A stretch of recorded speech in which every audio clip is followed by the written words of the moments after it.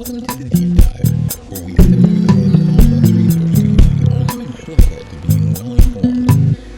Today we're tackling a question that's, well, has been around forever.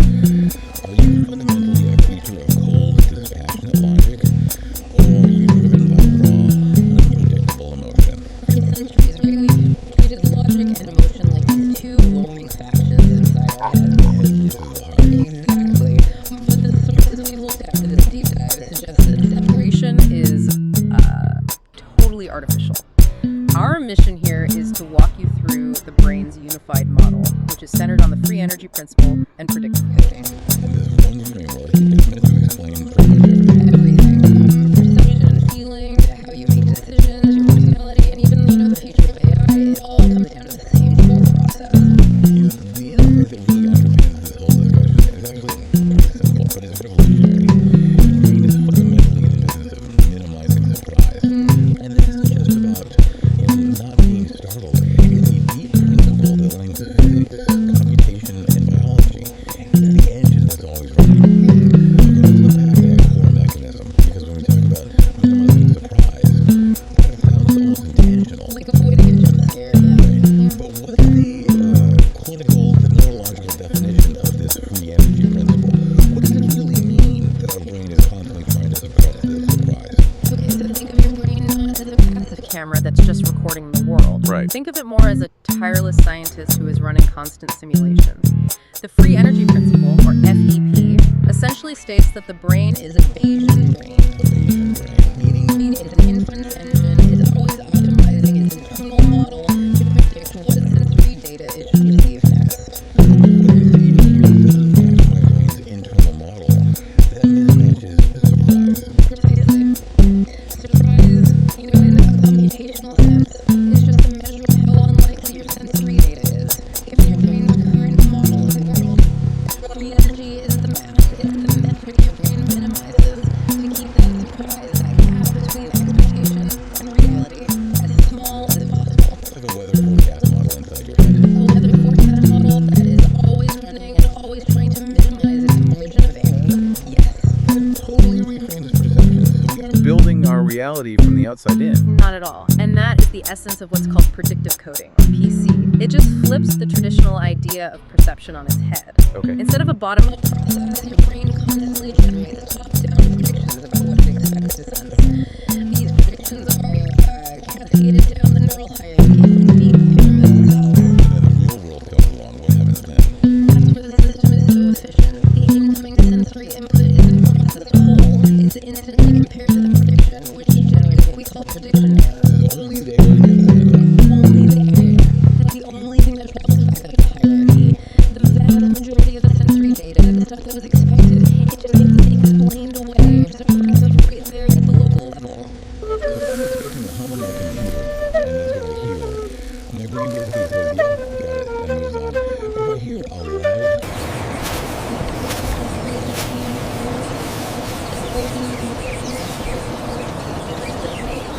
Leave the model, something important just happened. the system is fundamentally lazy then. It Yeah. only wants to hear the news. It only communicates the news, the stuff that violates the expectation. The whole architecture is built to suppress that error.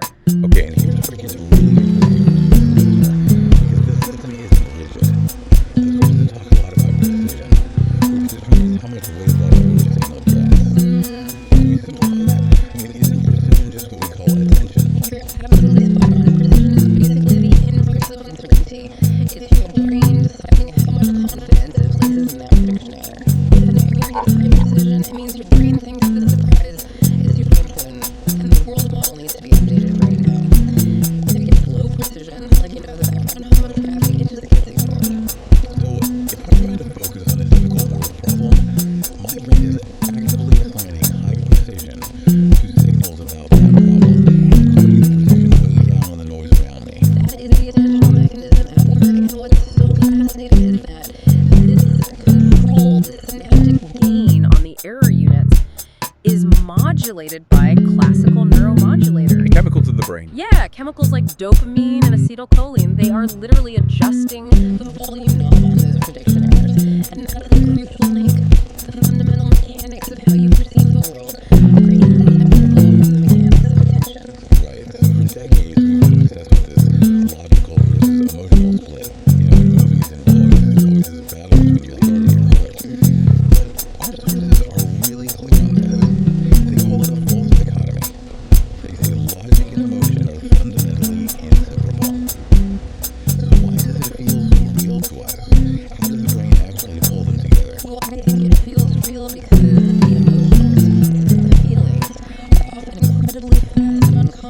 All the rational explanations are slow and conscious. But computationally, they're just two sides of the same coin. As the sources put it, we are Emotional machines that think, not thinking machines that feel. So emotion is really in the driver's seat. Emotion provides the motivational force. It defines what is valuable and therefore what you care about. about minimizing surprise for logic, both the fast, unconscious kind and the slow, deliberate kind that provides the directional guidance. And most of this is happening way below our conscious rate. I mean, the amount of emotional filtering is just enormous. Oh, absolutely. Think about the sheer volume. Your senses are gathering something like 11 million bits of information every single second. 11 million. But your conscious mind, it processes maybe 15 bits per second. The entire selection process of what even makes it into your conscious awareness is driven by this incredibly fast emotional valuation. We only notice what we deem valuable or threatening. You mentioned subconscious logic earlier. Like, if an emotion is just this rapid assessment of value, it's thinking but really fast. It is thinking fast, but the outcome is what we label a feeling. Emotions are tied to these Swift, unconscious cognitive appraisals. These are automatic evaluations of a situation's importance to your goals. Is this good for me? Is this bad for me? Exactly.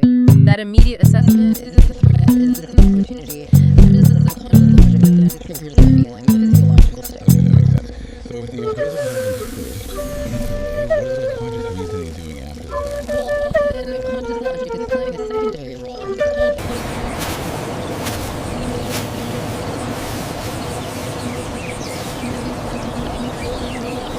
It's called after the decision is already made. You mean like when I bought that ridiculously expensive jacket, I knew I wanted it instantly, and then I spent the next hour justifying all the ways it was a smart purchase. That is the perfect example. Conscious reasoning isn't for you, not really. It's for social coordination. It lets you explain your actions to others, justify them, and build a consistent story about who you are.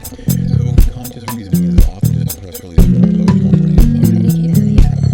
But here's the really cool twist. emotion can actually enforce rational standards. How so?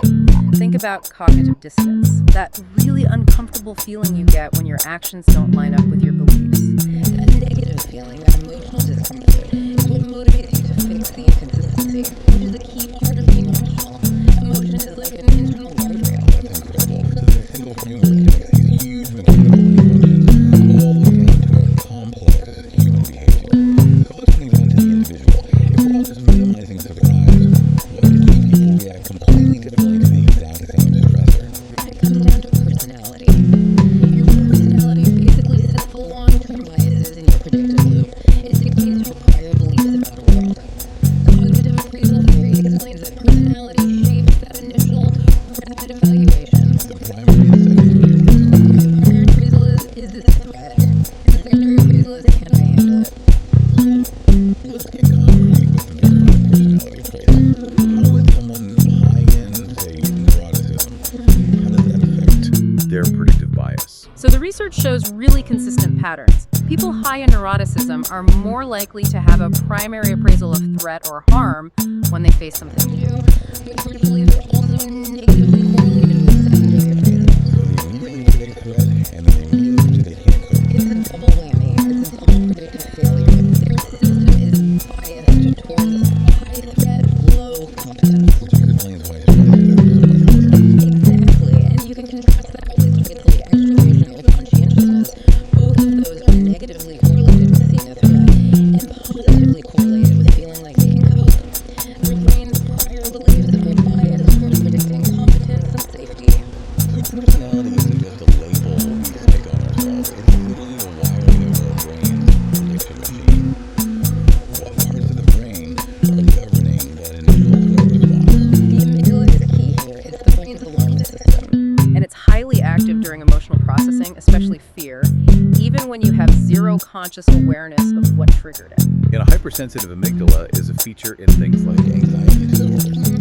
It's a hallmark feature in panic and phobias, and it also plays a big role in depression. And there's a cognitive cost to that, right? It's not free. It's incredibly taxing. A constantly overactive amygdala puts a huge demand on your prefrontal cortex, the part of your brain doing all the executive function. You have to put way more cognitive fuel just to regulate that emotional state and stay on task. let's bring the body back into this too, because this is really stress that emotions are the values of perceptions. You feel them. Oh, they absolutely rely on perceiving internal bodily changes. Your heart rate, your hormones, your muscle tension. This is the foundation of embodied cognition. Your brain is predicting what your body is doing, and the feeling is its interpretation of those signals. The facial feedback I've had.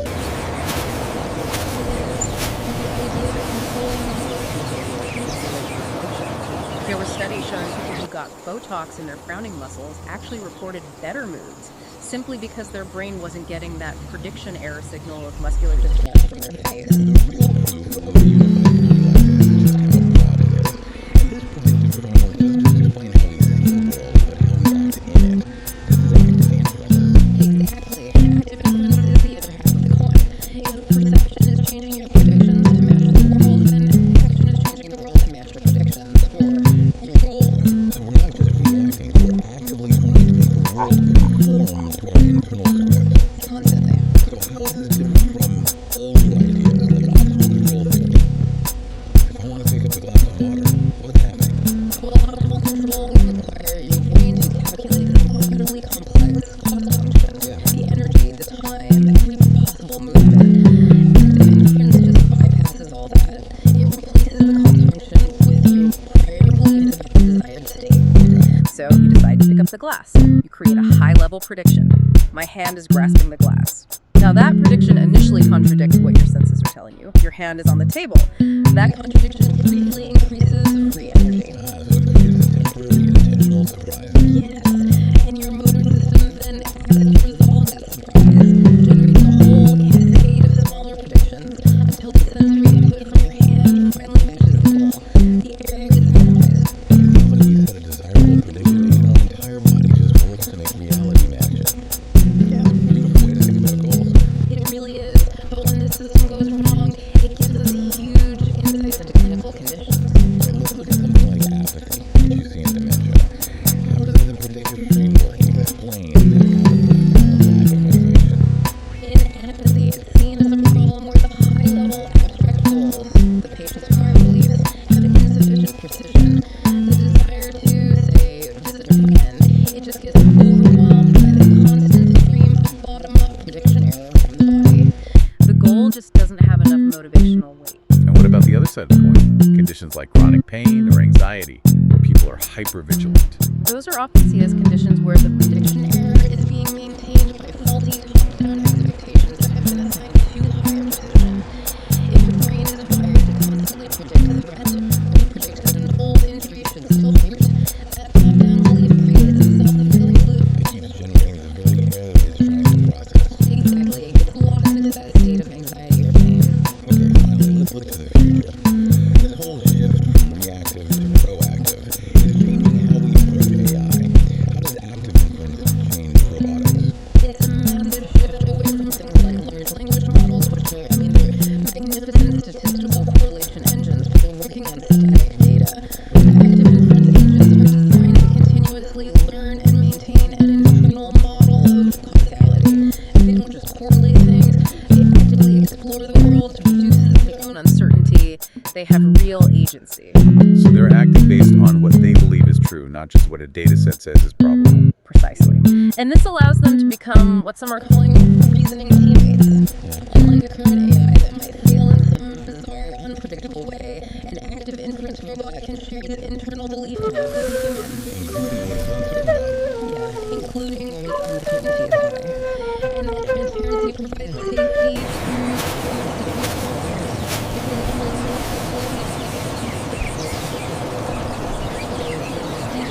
wrestling with that age-old split between the logical brain and the emotional heart.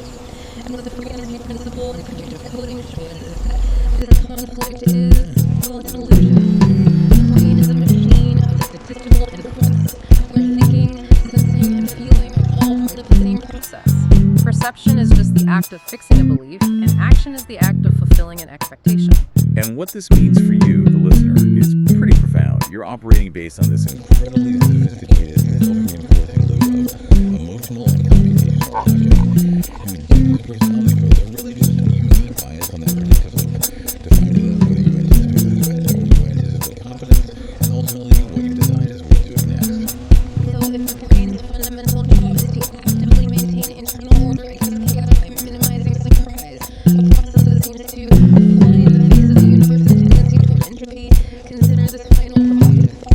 feeling of